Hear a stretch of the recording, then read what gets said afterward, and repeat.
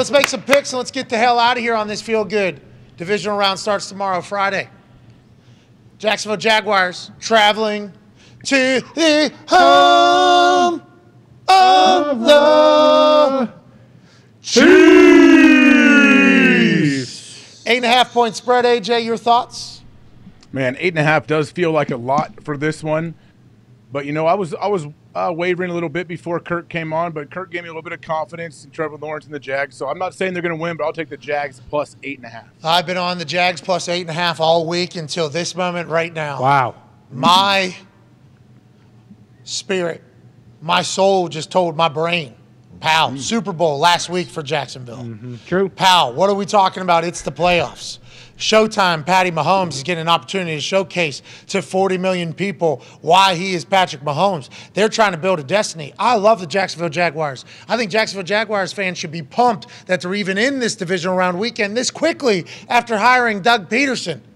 Give me the Chiefs, minus 8.5. Why did I do this again? Why did I do this again? I do this every fucking time. Chiefs could win by 21. They could, and I say that every single week.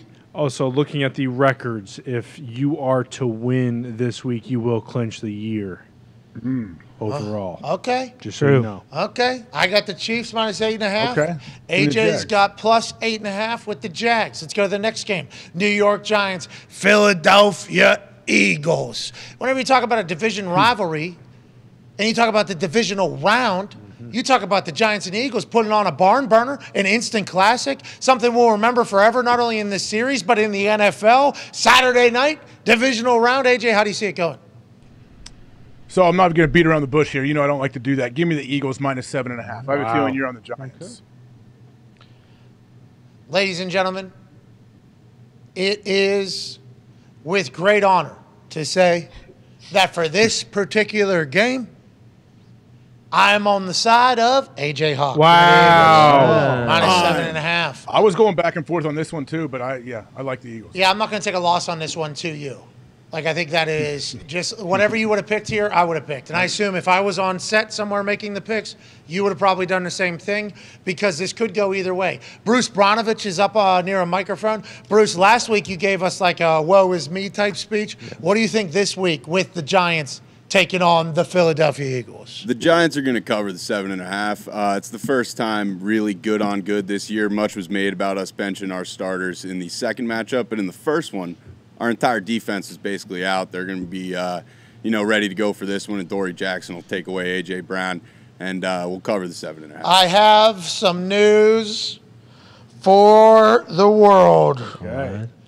I'm taking the New York Giants. Wow. I was going to say, you're big on vibes. They've been grittying and dancing all week. Yeah, they have. The Eagles are 24-7 against the Giants in the last 31 meetings, though. Great. Money line, Eagles, 7.5. That's a 10-point game could happen. I believe the Giants, Bruce, you might know this for a fact or not, but I believe the Giants. I put the X on the other one, too. I put the button. I push this little back button. Boom. Look at that. No more X. We'll circle back. This one's tough. I think they're 6-0 versus 1 seeds in their last 6 games. I believe they are as well. Who cares about any of that? The Giants. The Giants. Yeah, that's not. I mean, they've only lost in the divisional round once. In different like team, my life. different year. Whole different building, whole different everything. Oh, Dayball. All right, I'll take Giants plus 7.5. It's a divisional game. Feels like it's going to be close. Yep. Let's go. Like the Eagles, though. I do think the Chiefs and the Eagles might come out a little slow. Yep. Maybe. There's a chance. Or Chiefs come out and just score 40 off their first 5 series somehow. Also possible. Seen it with the Chiefs. I mean, that 24-0 game against the Texans, that was a divisional round. Let's go Bengals and Bills. Obviously, there's an energy about this game from both sides. The Buffalo Bills are pumped to be hosting a divisional round, and they're on a mission to right the wrongs of last year with that overtime coin toss when they weren't able to get off the field and let Josh Allen back at it. If you look at the stats of Josh Allen in the playoffs, he's the guy of the playoffs. He is fantastic. It feels as if the whole team's going to be wearing 3s on their chains whenever they arrive on Sunday at the game. Damar Hamlin might be back in the building. He might have the ATV leading the whole team out there. And that feels like a moment that Joey Burrow and the boys would love to ruin.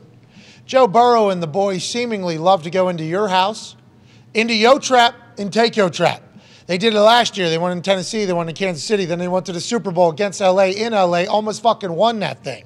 Going into Buffalo and winning this game would be a huge moment in the sucking the soul out of a stadium category. Yeah. AJ, who do you like? This is another one. I mean, are the spreads usually this big for the divisional round? Do we know? Like, going back at history, we don't have to go look at it now, but these just feel like big spreads to me. 8.5, 7.5, certainly large, more than one score games, but also I think that's because how much respect we have for all the teams that are playing. Yeah. This isn't standard Jacksonville Jaguars. This is obviously a new Jacksonville Jaguars. They're playing in the divisional round. So 8.5 is big. Like, that feels like that's big in all of our eyes. Giants is a brand new Giants. Like, the Eagles #1 seed, but the Giants as of late have been an absolute buzzsaw, playing vastly differently. So 7.5, that feels like a big spread in our eyes. I think it's just the respect we have for the teams, AJ, I think. Yes. Okay, well, nonetheless, with that being said, give me the Bengals plus 5.5. Give me the Bills, minus 5.5. Wow. Yeah, that's a lot. Jesse Bates, the third. I mean, it's only a Davis. touchdown. Give me the Bills, minus 5.5. Jeez. From what Gabe Davis looked like after you asked him about DeMar, for some reason, it gave me the feeling that, yes, he will be walking out with the team. Something. Does feel like something. Something. We are different on every pick. This is good. That is good. And last year, thinking about the spreads, also the Titans Bengals, I believe that was a bigger spread because that was a 1 seed versus 4 seed, and then Niners Packers I thought was a little closer because of the weather, but the spreads definitely weren't this big across the board. I was trying to read a stat on Patrick Mahomes over there on ESPN across the bottom. I think he has 3 straight games of 3 something or whatever the case. I thought it was going to maybe make me smarter, and I thought I saw a Bills one too. With 3 pass TDs. Yeah, okay. He's great. Let's go to the last one here. Cowboys Niners. AJ, it's the last game of the weekend. Woo. Got good on good in a lot of places that are going to be entertaining one-on-one matchups. Your thoughts? I mean, honestly, I would not be upset at all if the Cowboys won. I am fans of what they have going there, Big Mike and the rest of the crew. Hell But give yeah. me the Niners minus 3.5.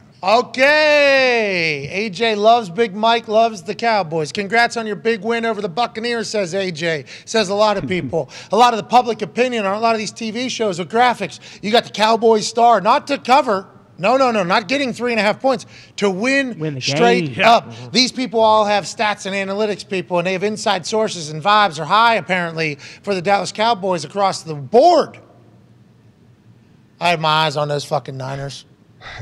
The jungle cat that plays left edge rush most of the time for their defense. What? Bosa is a fucking animal. I understand the Micah also animal. He's got to stare down Trent Williams, who also fucking animal. When you talk about George Kittle becoming George Kittle yet again with Purdy at quarterback, it has been awesome to watch. He obviously road grades people and runs them off the ball, but he has become a legit bona fide through-the-air threat for Brock Purdy and this Niners team, scoring touchdowns all the time. Christian McCaffrey, they trade for in the middle of the season. He's become their point guy. He's still unstoppable, running through contact when he should be taking it easy because if he gets hurt, normally the team he's on is terrible, but that's not the case with the Niners because they got Deebo Samuel, who just got back from being injured and banged up. He comes back. What's he have? I don't know, a different gear to outrun everybody somehow. Ayuk has come full circle, not only with Brock Purdy, but he's dogging people down the field, blocking, setting the whole thing up. Kyle Shanahan still has 28-3 on the mind. Yeah. I like the Niners as well. I like Brock Purdy, and I am excited that we have 4 more weekends of football that we can talk about.